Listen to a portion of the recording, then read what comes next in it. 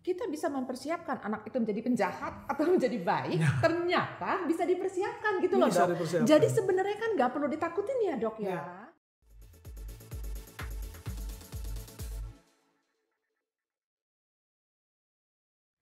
Hai, selamat sore listener. Saya dengan Reno dari Dr. House Clinic, The Lifestyle Clinic di Alam Sutra. Saya dengan Dr. Mufti sekarang. Dr. Mufti adalah Obgyn Specialist dan Dr. Mufti juga owner dari Dr. House Clinic. Now, saya mau ngobrol tentang kehamilan. Terutama sebenarnya untuk milenial sih, milenial yang sudah menikah atau pra-menikah, ini penting sekali untuk sama-sama kita ketahui gitu. Kebetulan Dr. Mufti juga seorang Obgyn yang sangat concern pada kesehatan milenial dan juga bayi dan juga segala kasus yang terjadi pada setiap kehamilan. Gitu ya dok? Oke, selamat sore dokter. Sore. Alhamdulillah sore. Alhamdulillahirrahmanirrahim. Oke dok, let's see. Dok, aku mau nanya dok ya. Kenapa sih dok kehamilan itu harus dipersiapkan dok? Oke. Jadi memang kalau ditanya kenapa nih kehamilan harus dipersiapkan? Yang udah sekarang tuh pasien datang ke dokter udah dok saya sudah positif nih. Justru yang benar tuh datang dok saya nih 3 bulan atau 6 bulan ke depan saya mau hamil. Itu yang benar. Direncanakan ya dok? Jadi harus dipersiapkan dan direncanakan. Kenapa harus direncanakan kan gitu? Karena gini, kehamilan itu punya resiko. Resiko buat si ibunya ataupun resiko buat si calon bayinya. Makanya perlu benar dipersiapkan. Resikonya gimana? Ke ibunya pun sendiri resikonya bisa sampai menyebabkan kematian pada ibunya. Sedangkan pada si bayinya sendiri, kita kan juga nggak mau cuma hamil, terus udah deh kelahir anaknya. Enggak, kita mau hamil nanti anaknya benar-benar jadi anak yang berkualitas, anak yang berbudiman, yang nggak nanti taunya nih anak lahir bisa jadi penjahat lah, atau nanti budi pekertinya yang nggak baik. Jadi seperti itu. Oke, noted, dok. Berarti dok, seorang anak yang akan menjadi manusia itu, apakah dia akan menjadi baik atau dia menjadi jahat, berarti dipengaruhi juga oleh pra kehamilannya ya dok ya? Penting sekali, benar. Jadi gini, sebelum ke sana, saya mau cerita bahwa makna kehamilan itu sendiri itu apa sih sebenarnya? Jadi dari ketetapan dari Allah, dari Tuhan nih, bahwa manusia itu diciptakan adalah untuk sebagai khalifah, di mana dia tujuannya untuk berdegenerasi, artinya dia untuk emang disuruh untuk hamil, untuk berkembang biak gitu. Sedangkan menurut Federasi dari Obgyn ya, Obstetri dan Ginekologi sendiri, bahwa pengertian dari kehamilan itu sendiri adalah suatu fertilisasi atau artinya pertemuan antara spermatozoa sama si sel telur, kemudian dia menyatu menjadi zigot, kemudian dia bernidasi dan berimplantasi, itu namanya suatu kehamilan. Kenapa nih hubungannya gimana nih sampai tadi dipersiapkan supaya nanti bayinya benar-benar jadi yang berkualitas, artinya bukan jadi yang jadi penjahat kan gitu. Gimana tuh hubungannya apa tuh dok? Bisa hubungannya gini, dok? jadi kan untuk mempersiapkan suatu kehamilan itu mulai dari persiapannya gimana? Mulai dari persiapan dari psikis daripada si ibunya. Jadi dia benar niat nih sekarang saya udah waktunya atau udah siap nih untuk pasangan ini untuk hamil. Jadi bukan kesiapan cuman finansialnya aja atau karena waktu nih karena dua nikah nih gue harus hamil, enggak. Jadi emang harus udah siap semuanya. Dengan seperti itu keikhlasannya juga jadi lebih berbeda ya dok? Akan beda ininya. Kemudian yang paling penting lagi dipersiapkan apa? Bibit, bebet, bobot. Dulu kita orang tua kita sering banget tuh ngomong tentang bibit dan bebet, bobot tadi. Maksudnya gini, bibit di sini maksudnya gimana caranya dipersiapkan dari pasangan ini ada nggak ada mengandung bibit atau suatu penyakit genetik keturunan. Kemudian bobotnya sendiri ada nggak yang mengandung yang secara langsung, misalnya si mamahnya ada mengandung pernah memiliki penyakit kanker payudara misalnya. Nah, itu yang udah generatif itu ya dok ya? Yang degeneratif. Kemudian bobotnya sendiri, ya itu mulai dari kesehatannya, dia sehat nggak nih, terus fungsi reproduksinya baik nggak nih, misalnya si perempuannya. Kemudian yang laki-lakinya gimana? Sel spermanya yang perlu diperiksa, sehat nggak? Itu yang paling penting. Dok, oke dok, sebentar. Ini yang menarik ya dok ya. Tadi sementara saya terfokus persiapan kehamilan itu hanya pada si perempuan. Ternyata tidak ya. Ternyata pada laki-lakinya juga perlu dipersiapkan ya dok ya. Penting sekali itu. Diinfo dong dok. Kayaknya nih banyak milenial yang justru laki-laki ini belum terlalu menyadari bahwa laki-laki juga perlu dipersiapkan untuk punya anak gitu loh dok. Terutama dalam kualitas sperma. Oke. Tolong dong dok. Ya, jadi gini. Terjadinya suatu kehamilan itu bukan semata-mata cuma gara-gara cuma si perempuannya aja. Ya. Jadi emang harus ada si sperma yang punya kan yang cowok kan, yang laki-laki. Ya. Jadi makanya memang kalau yang laki-laki cuma satu tuh persiapannya. Gimana kualitas spermanya yang baik.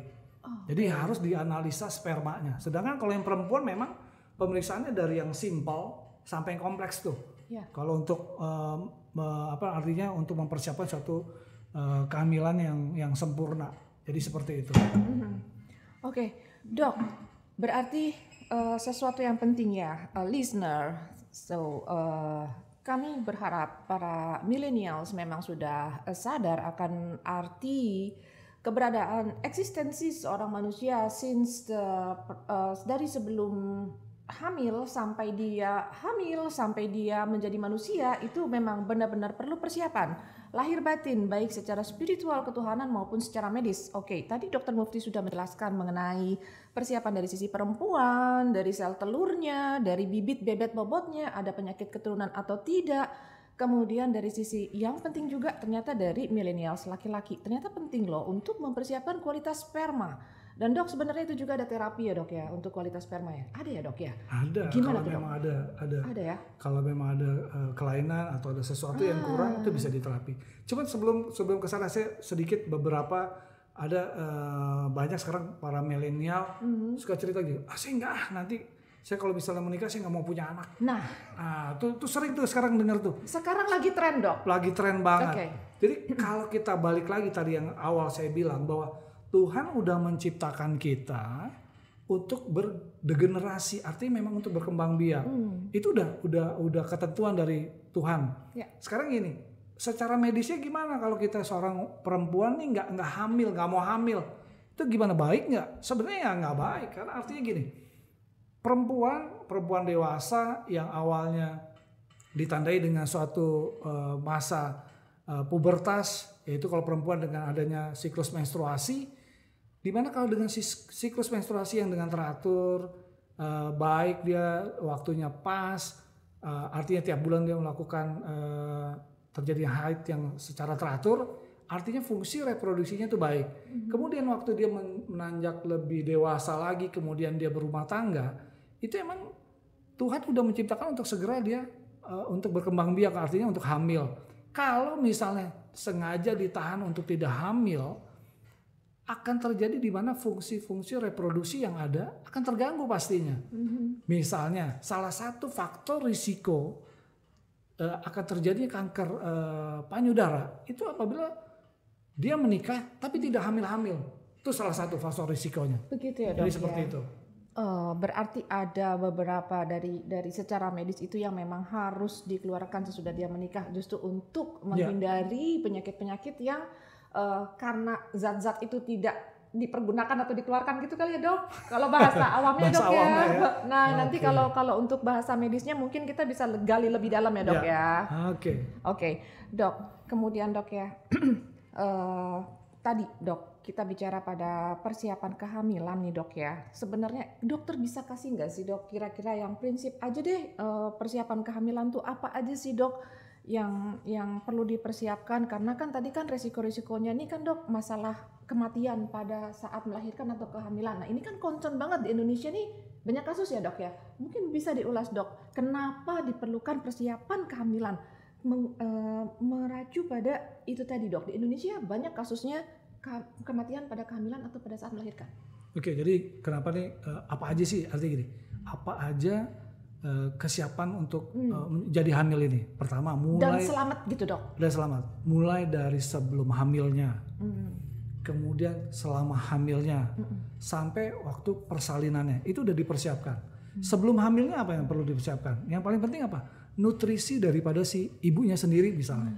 Nutrisinya dipersiapkan. Tujuannya apa? Biar nanti kualitas si bayi yang dikandungnya itu benar-benar berkualitas. Kemudian selain nutrisi tadi apa lagi? Misalnya ibunya kalau perlu divaksin, udah pernah divaksin nggak? Biar itu buat menghindari tadi kelainan-kelainan, misalnya takutnya ibunya ada suatu penyakit atau infeksi, kan bisa aja nanti kalau ternyata hamil bayinya bisa tertular karena ibunya yang punya infeksi. Jadi itu yang sebelum hamil. Kemudian juga dilakukan pemeriksaan laboratorium, pemeriksaan darah dari ibunya, yang standar aja. Kemudian masuknya tadi sebelum hamil, sekarang masuk ke kehamilan. Dari kehamilan mulai dipersiapkan apanya? Mulai dipersiapkan cari dokter obgynnya yang terbaik, mungkin dicari lokasinya yang terdekat, atau dicari lagi dokter yang benar-benar bisa berkomunikasi, bisa artinya berdiskusi seperti apa nanti kehamilannya, seperti apa nanti perjalanan untuk suatu kehamilannya. Dan waktu sama kehamilan itu paling penting juga adalah untuk ANC-nya, antenatal care-nya. Apa itu dok? Itu suatu tindakan, suatu usaha di mana selama hamil itu wajib benar suatu perempuan melakukan pemeriksaan rutin ke dokter obgynnya. Minimal sekarang itu adalah 5-6 kali.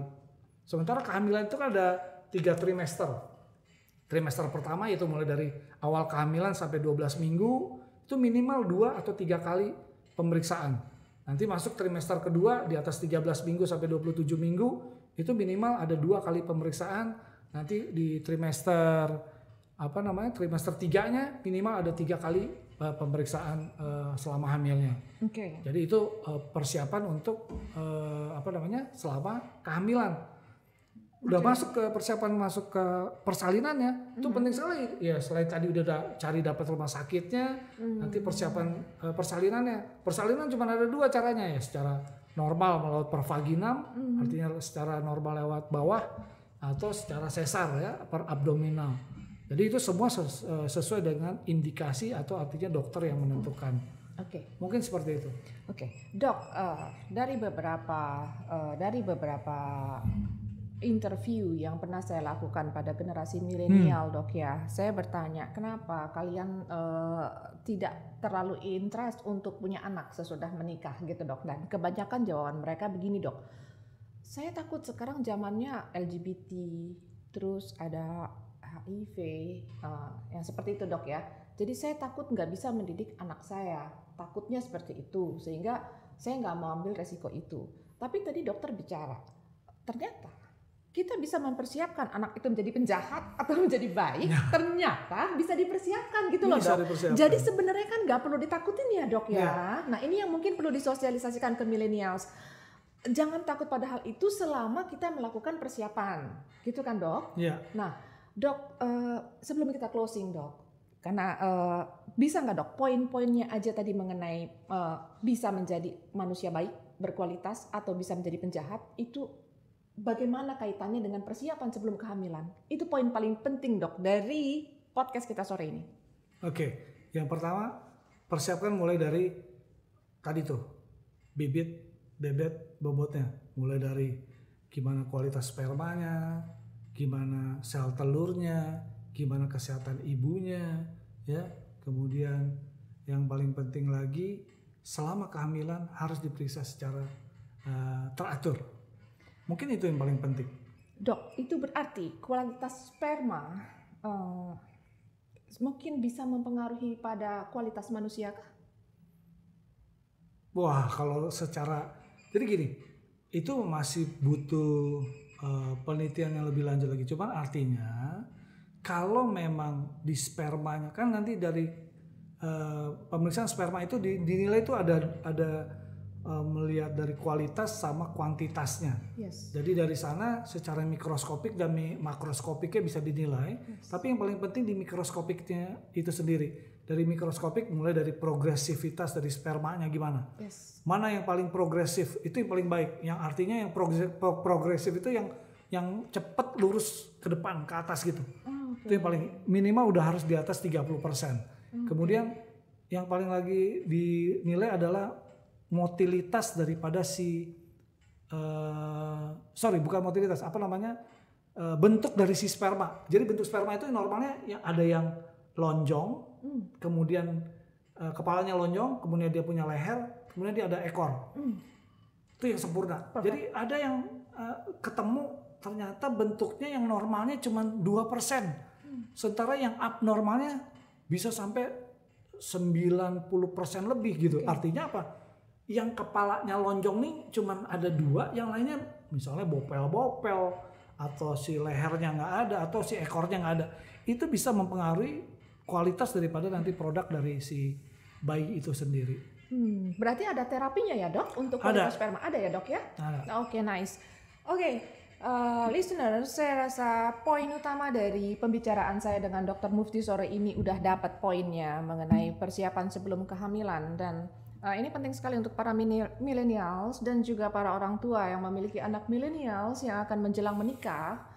So, kalau menurut kami, sebelum pernikahan itu sangat perlu dilakukan sebuah konsultasi kesehatan antara dua calon pengantin gitu untuk mempersiapkan sebuah kehamilan yang memang jauh-jauh hari sudah dipikirkan, sudah direncanakan sehingga bayi yang lahir itu memang adalah bayi yang diinginkan seperti itu. Dan Dr. House Clinic siap untuk melayani konsultasi seperti itu bagi para calon pengantin untuk mempersiapkan kehamilan. Dan tidak perlu menunggu sudah menikah dulu baru melakukan konsultasi, enggak juga. Jadi sebelum menikah pun, baru menikah pun silakan konsultasi dengan Dr. Objin kita, Dr. Mufti di sini. Begitu, oke dok? Oke, ada pesan-pesan yang mau mungkin disampaikan ke para millennials atau orang tua millennials kita nih? Rasanya cukup lah. Cukup, oke. Selamat sore listener, semoga hari ini membawa kebahagiaan dan keberkahan bagi kita semua, amin. Selamat sore.